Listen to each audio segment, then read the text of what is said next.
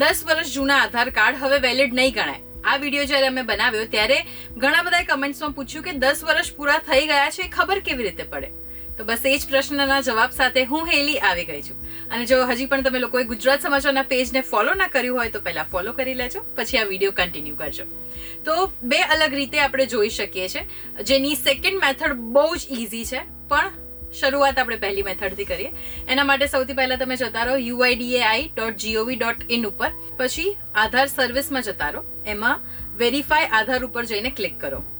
હવે આ પેજમાં થોડા નીચે જશો એટલે ચેક આધાર વેલિડિટી આવશે, એની ઉપર ક્લિક કરી લો. હવે આધાર નંબર અને કેપ્ચા એન્ટર કરો અને પછી પ્રોસેસ ઉપર ક્લિક કરો.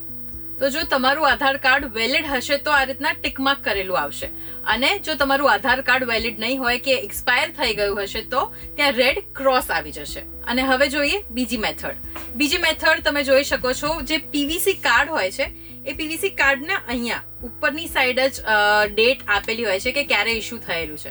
જો પીવીસી કાર્ડ તમારી પાસે ના હોય તો તમે ઓનલાઈન લઈ શકો છો, અને ઓનલાઈનની પ્રોસેસ શું છે એ જાણવું હોય તો નીચે જે અમે લિંક આપેલી છે એની ઉપર ક્લિક કરો, એની પ્રોસેસ પણ જાણવા મળી જશે. અને આવા જ ઇન્ટરેસ્ટિંગ વિડીયોઝ માટે જોડાયેલા રહો gujaratsamachar.com સાથે. અને જો હજી પણ કોઈ ક્વેરી હોય તો એ પણ કમેન્ટ્સમાં લખી શકો છો, એ ક્વેરી પણ સોલ્વ કરવાનો પૂરો પ્રયત્ન કરીશું.